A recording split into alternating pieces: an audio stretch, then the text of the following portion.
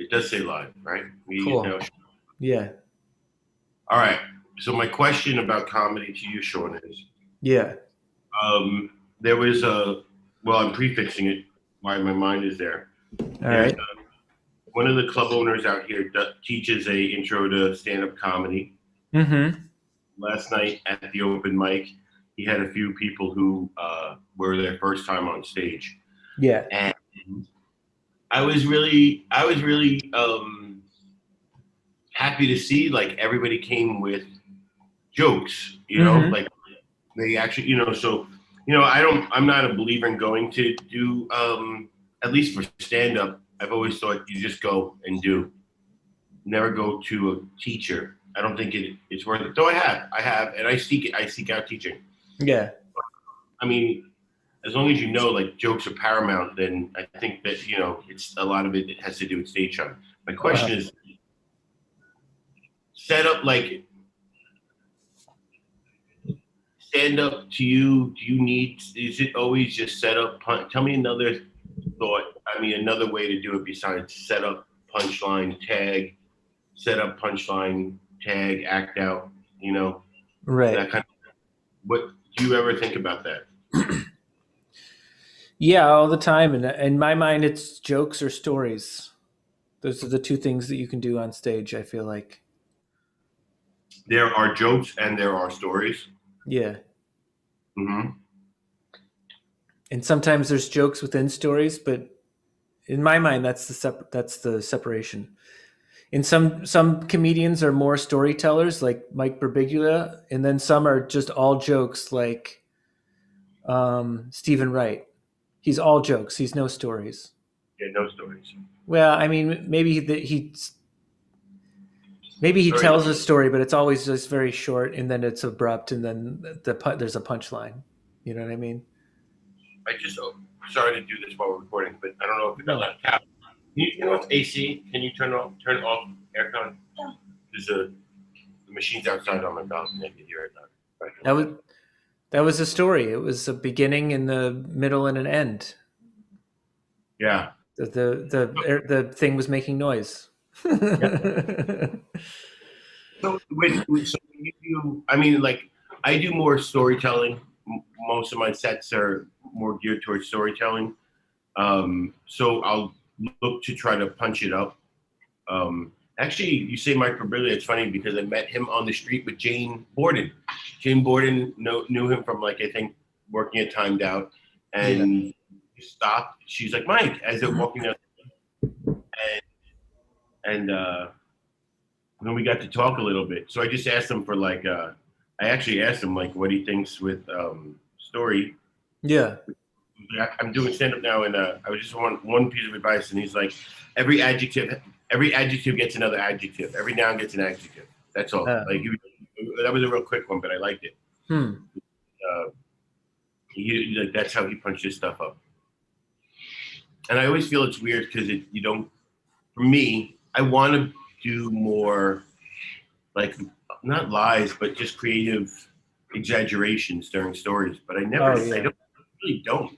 You know, Hmm. I just be more descriptive when I do it. How Uh, do you attack? How do you attack your stories? it's hard for me to not exaggerate. I feel like it's all exaggeration. Yeah. So that's where you get your fun from. Yeah.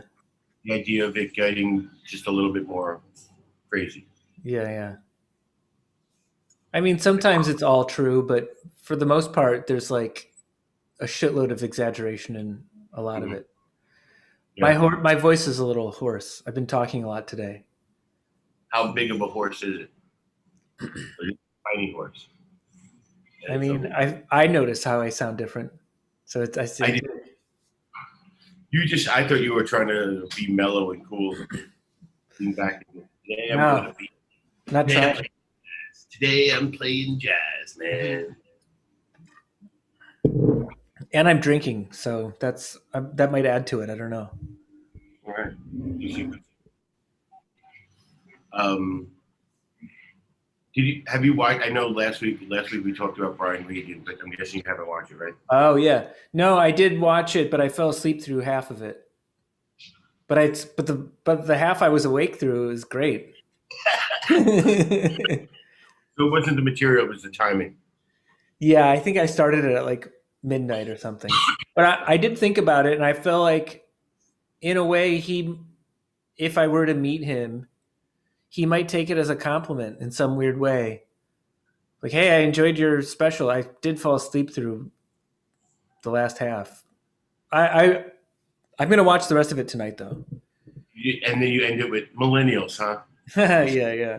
mostly half, but millennials, huh? But How do you? Go ahead. I thought one person falling asleep through a Netflix show is probably better than the alternative would have been if like I invited like 20 people over to my place and we were like, "Hey, we're all gonna watch the Brian Regan special," and then everyone was like, "Oh, that's great! Now I don't have to watch it at home." So like one person falling asleep through it is probably better than 20 people watching it on one account. Like that's probably Yeah, yeah, yeah. He's still getting paid, yeah. and you But can watch it again. So it's good for his. I also think you don't get residuals for streaming, so it probably doesn't matter. I think you just get a Oh, lump sum and then that's it. probably. That's Yeah, probably a smart way for them to do business. yeah, But it is interesting talking to like Brian Elward now. His special. Brian's here in Thailand, and he got a special last year. It was on Comedy Dynamics, and next week it goes on Amazon Prime. So now he's seeing a real boost because it's a more popular of a form. oh yeah, And it's just so funny and annoying to like learn about analytics. You know, it's like so comedy has become all about analytics. right. You know, and it's so dumb. And it's just part of business now that is just completely like it could be completely made up. You know, it Right. really. If they wanted to, they could just be like, well, you had 10 clicks, you had 600,000 clicks. Whatever, you know, like how do you know clicks? How do you Yeah. know? It's just right? So weird. Um, have you ever seen that documentary Exit Through the Gift Shop? I feel like I have, but I don't. I heard the name. What was it about? I can't think of it off the top of my head. It's about Banksy kind of creating a street artist, Yes, yes. and then the street artist sort of like takes off and becomes its own thing. And it's a weird documentary because I feel like there's times watching it I'm like, oh, Banksy is in on it's a joke. It's all it, Yeah. you know what I mean? Like he's pretending to get angry at this artist as a way to boost his credentials. Mm-hmm. But then also I think like maybe it was an actual legit truthful representation of what happened. I don't know. It's parts of it feel manufactured, but then parts of it feel real. Mm. But I that's do kind of the think same thing of like analytics, or you know what I mean? Because it was like it was a guy who was just a documentarian, and Banksy took all of his footage and was just like, "I'm going to edit something because you're never going to finish this." And then that guy decided to become an artist, and mm. he became famous and So. rich. I have to watch this. I think And I've heard. they were, but it says something interesting about art in the establishment, and you know what I mean, and like who's allowed in and who's not, because it was like they didn't accept him because they knew him as an outsider, and then he became an insider, and they were like, "You're not legit." Out of out of all the gatekeeping world, art art seems like the hardest and most confusing. Oh yeah, because it's It's the so thing that there's like it's they say there's no rules, but there also are rules. You know? yeah, yeah, yeah, and it's completely objectional, and but it has to be objective to the right people. Hmm. They'll have to, yeah, interesting. It's weird. Um, with man, I gotta watch that. I've definitely heard it. Exit to the gift shop. Like I've heard. I know that I know I haven't watched it now that you say it. So Yeah. I'll watch it.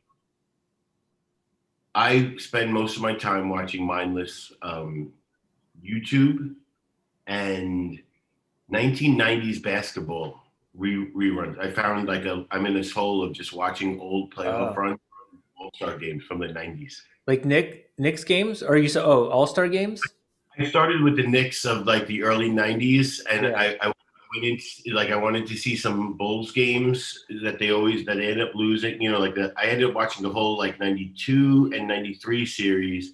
Then Jordan left, and I watched the finals. It was the first time I'd watched the finals when the Knicks lost to the Rockets, Mm. and it was. I remember being like, really, it was painful. They went to Game 7, and John Stark shot 3 for 18 the whole game. Just launching, and it was so far. Even watching it again, I was like viscerally upset, even knowing the outcome and knowing that the whole time watching it, I'm like, you're gonna take another one? I'm like, I know he's gonna shoot 18, but Right. yeah, I'm counting for him. I'm like, how do you have the nerve? Anyway, yeah, and then I started watching like just to like remember players. There were so many players that were really good that just never get talked about much anymore because they're not massive superstars, you know. Right. Right. I watched Kobe's first All-Star game, but in the game they also had people like Ben Baker or Mitch Richmond who were like on multiple. They were exceptionally good at the time, you know, but they're just not. Yeah, those names are familiar. Were they playable in And yeah, in the hoops game, NBA jams? he's Yeah. on fire. He's on. Yeah.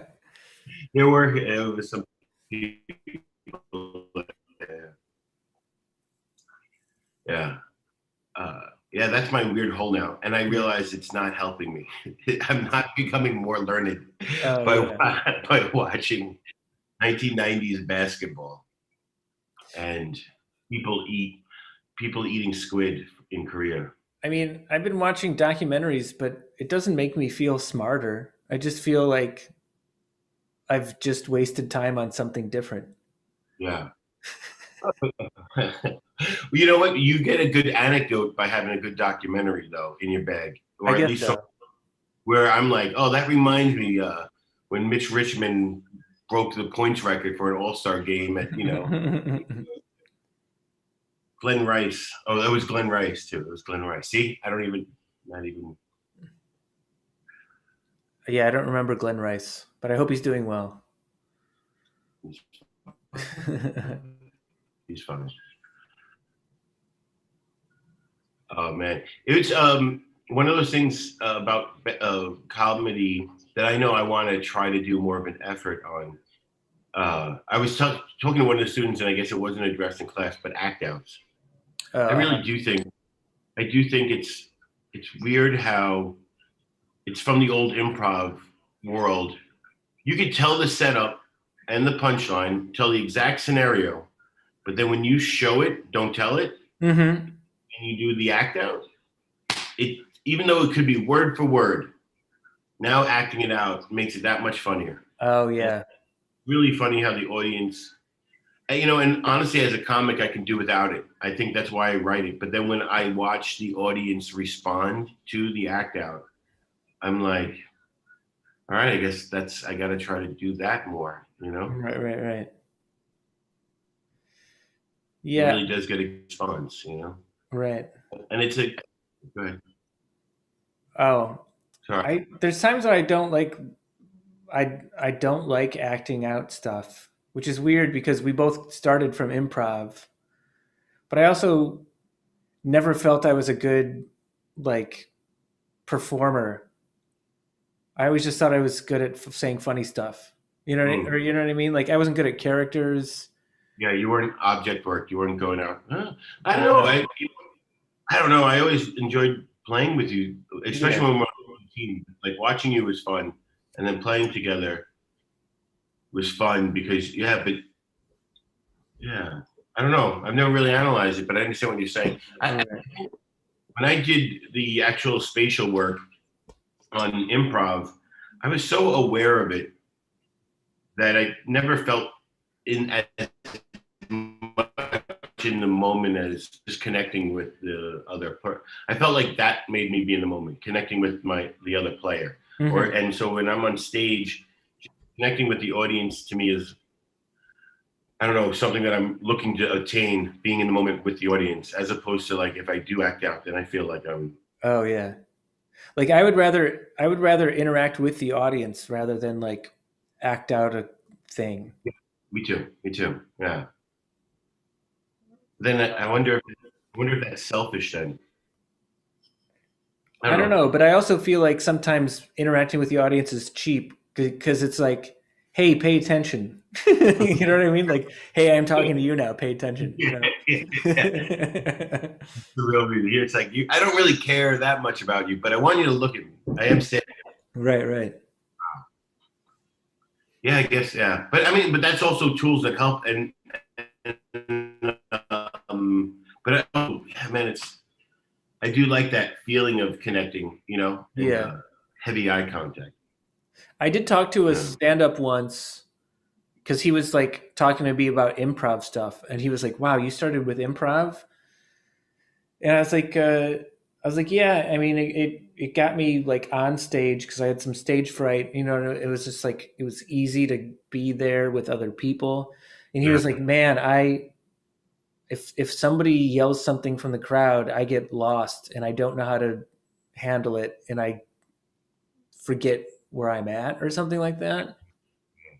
Which is I mean, I didn't think of it as a skill that is like that, but he was just sort of like, I can't talk to the audience at all. I just need to barrel through my set, Yeah. which sounds like more scary to Yeah, not me be too. able to roll with shit, you know? Yeah. I don't think improv made me a better writer or a better stand-up, except that it allowed me to look more comfortable on stage when I'm up there and Oh, be able to roll with it. oh yeah. Yeah. You know, it's funny, man. Yeah, it would be terrifying just to steamroll through your set.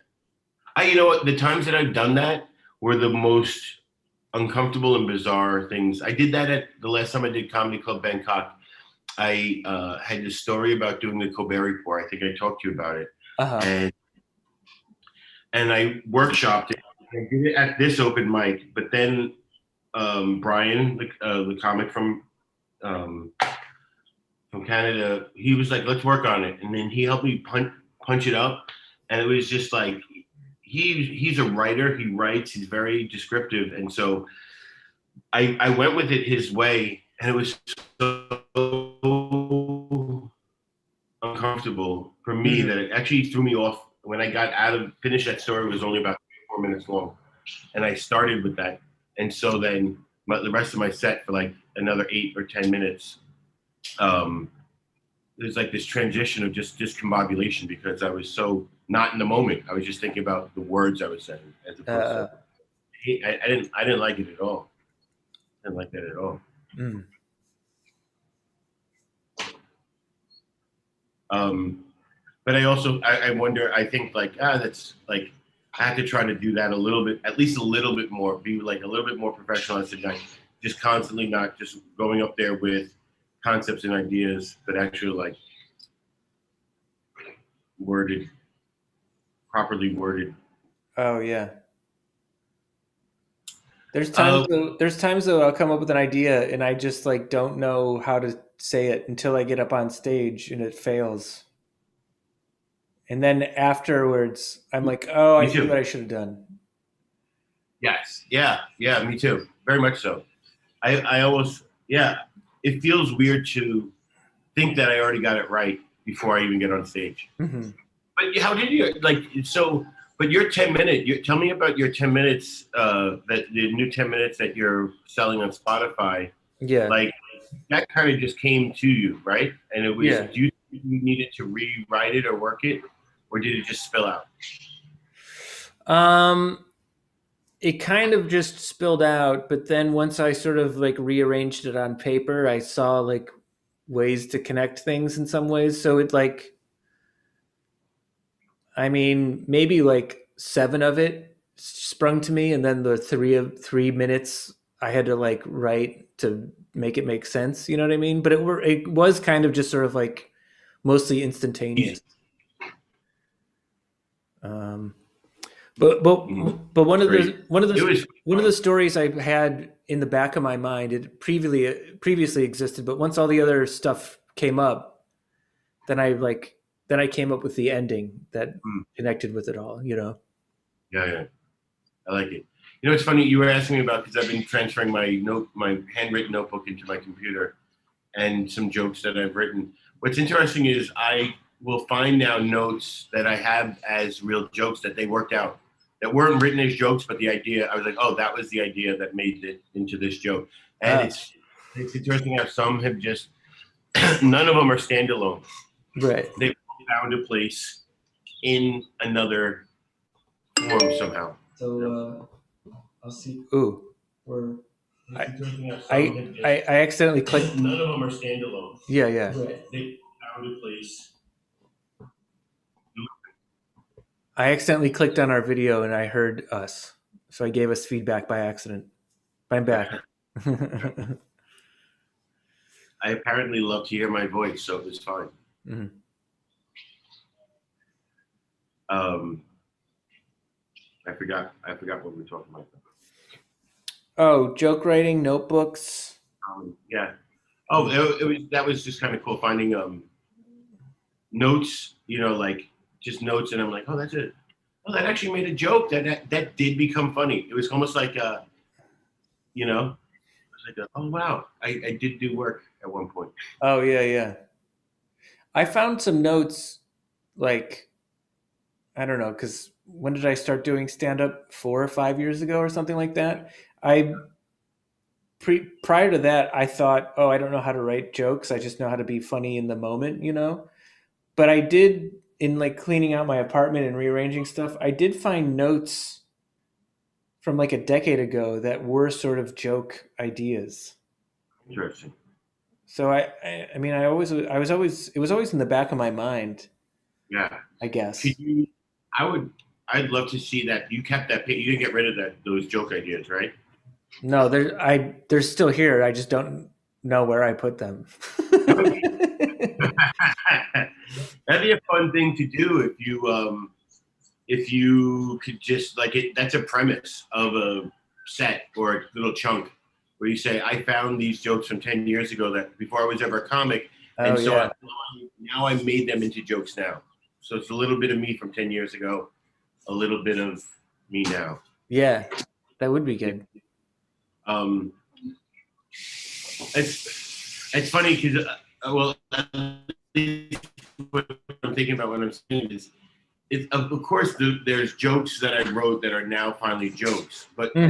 it's because there's so much that I write that is not funny and that's not even joke based. It's Oh just more like yeah, ideas of the how the world works that or just phrasing it in a I just I just I just found notes from jokes that I had written in like November and December, like 30 of them.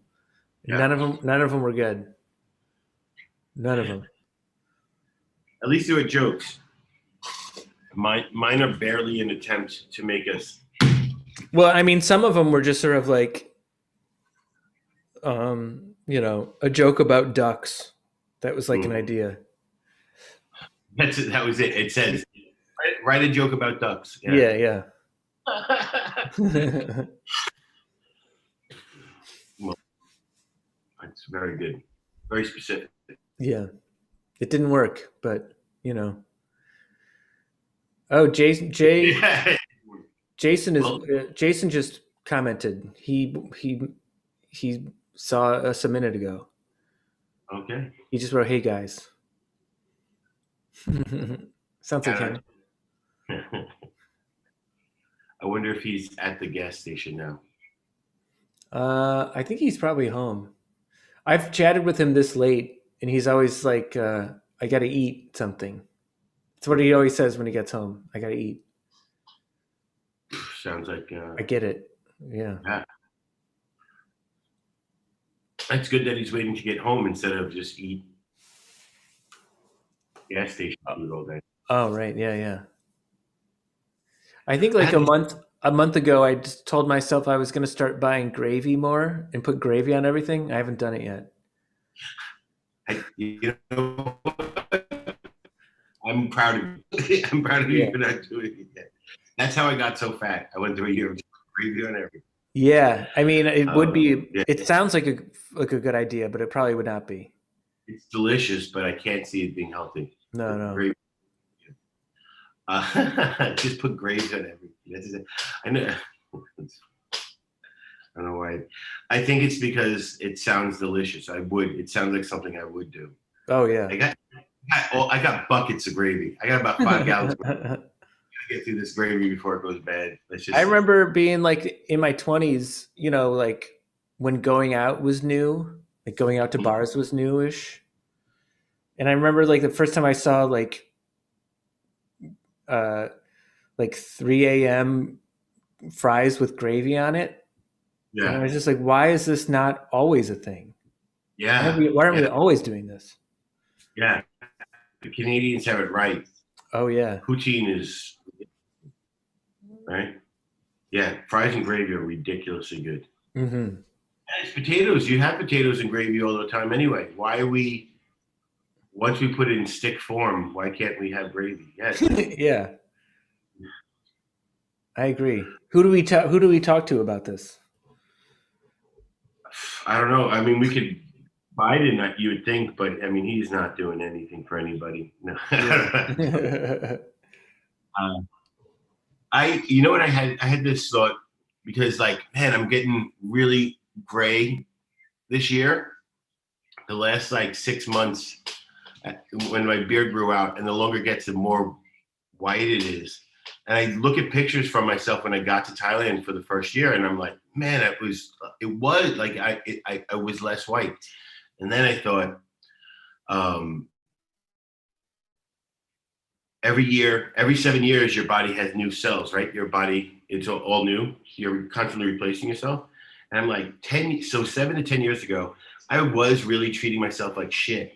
I Hmm. wasn't taking care of my garbage all the time. That's what made me think fast, like gas station food. I was eating all shitty food. And I was way fatter, but I was also, it's just this is what my thought is, what my body is made of. The shit that I gave my body to make the things that are me is so bad that the next 5 to 7 years of my life is probably going to be really shitty. But that's what is making me think. I was like, all right, now I got to eat super healthy and no preservative, like maybe go back to being all natural, so that in 5 years from now, 10 years, I'll be healthier than I am now. Not just you know what I'm saying? Like it's a long game, man. Oh yeah. Humans aren't good at that. I just started working out kind of regularly, and it dawned on me it's just like I have to do this forever now. Yeah, yeah. When I was young, it was fun to exercise, and now it's Oh yeah. real work. Yeah. You have to do it forever. I would say that it's so far still fun because I'm using resistance bands. Like I have a friend who said he's never gonna, and he's like a very fit, strong guy. He said he's never gonna have a gym membership again because he just needs to do resistance bands at home. So I do feel Mhm. like I saw some progress after not that much time, like maybe after a month. Tom Brady, who's arguably one of the freakiest of not just his talent, but I mean he's healthy. Like he's old now. He's like Yeah, 42, I think, yeah, and winning Super Bowl, playing at an exceptional. He's all about. He doesn't do weights as much anymore at all. It's all about resistance, yeah. and then maintenance wise, it's all about anti-inflammatory, keeping your body not from swelling. Hmm. You know, I know he doesn't all eat these sugar. super inflammatory. Yeah, which I eat probably too much. I can't not. I would Yeah. wonder. I am gonna break. Like I plan in the month of April to do a real fucking cleanse of like not smoking, not eating sugar, not drinking, and I'm terrified of it Yeah. because Jason just said you should see Sean's abs, which he's making that up. yeah, He's not I seen. don't I have seen that they're there. They're there. There's no. I don't need. To, I feel no need to see them again. Yeah. I think they actually looked better last week. I think I gained like weight this week. I've been like Mhm. snacking on goldfish crackers. Not good. I mean, fish is healthy. Oh yeah. um, well, I will watch the rest of the Brian Regan special maybe tonight. Do you have any other recommendations of anything? Uh, We just hit a half hour, so we can I feel will free. say, Yeah. if I was to list the next, so I'm gonna button it up. I'm gonna tell anybody watching some basketball players that I forgot about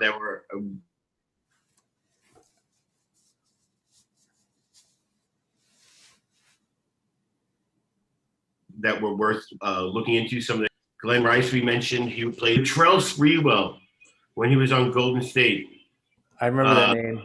and he went to the Knicks, but he got out of the league way too young. But he was a really fun dunker and super fast, really good player.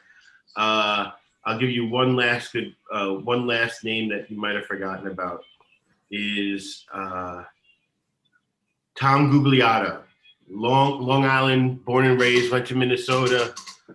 Maybe one of the greatest white players of this in the last 30 years. Mm. Well, perhaps he'll be in the White Hall of Fame. Yeah, I hope they don't make that. He was from Long Island? Is that where you said he was from? Long Island. Yeah, Oh, Long Island. wow. And I forgot he made it to one of the All Star games, but he might have made it to a couple. He was really good. Yeah. He was he was on the Minnesota Timberwolves when they first started, and they had uh, Kevin Garnett as a rookie, and who's their point guard? He also came really fun from New York. Also, who was their point guard? Oh, they're so good. Anyway, it'll come to me later after I hang Yeah. up. Who were before we hang up or whatever, who were like Long Island heroes that non-Long Islanders don't know about? You know what I mean? Like everybody knows about Billy Joel and like Jerry Billy Joel, Seinfeld. Jackson Pollock was Long Island. He's Oh, another okay. one. Born? He was born? He was born. Yeah, I Oh, think he's from Huntington. oh. But the first name that came to me was on the Jets, Little Wayne Corbett. He played for Hofstra, Mm. and Wayne Corbett was really big when he was going through Hofstra. And then when he made it to the Jets, it was like super. He was super fun and fit, like Mm. um, Long Island. Jerry Seinfeld, Alec Baldwin. Yeah, we know them. Or I Yeah, know them. yeah. Those would be. Yeah, I don't know. I'm always a little surprised. It's not. I don't. Especially because Long Island is freaking big, and Yeah, there's yeah. parts of it where it's like, like I'm farther out east, so there's something about like when they're from Queens or like Nassau. It's not. It's like, of course they are, because you're Oh, so. yeah. Uh, How yeah, about I don't have who are a few tiers below Billy Joel? Musical. Mariah Carey. Mariah Carey is Long Island. Oh yeah, I always forget that she's from there. Um, Musicians from Long Island. Oof, man, I don't. I mean, now you're getting into like there's a shit ton of rappers, right? Oh yeah. But like DOS Effects and EPMD, Craig Mack, um, I, Public Enemy even was. I mean, they're kind of borderline, but I think they Mm. were like, um, yeah, those are the first ones that I think of. Okay. Well, nobody's mad that you felt stumped. No, thank you. Jason said Alonzo Mourning. Is that the guy you were thinking of? Trying to think of Alonzo Mourning? No, but it's I loved Alonzo Mourning when we were, and me and Jay were friends at the time. I was thinking about, I was like, man, if I could change my name, it would be Alonzo. If I have a dog, I'm going to name it Alonzo. Oh I love it. yeah. And he came from Georgetown, which is where Patrick Ewing is from, so I was a fan of, but Alonzo Mourning's not from Long Island. Mm-mm. I just liked him. Yeah. It is a good name, Alonzo. It's like there's something musical about that name. Yeah, yeah, Alonzo.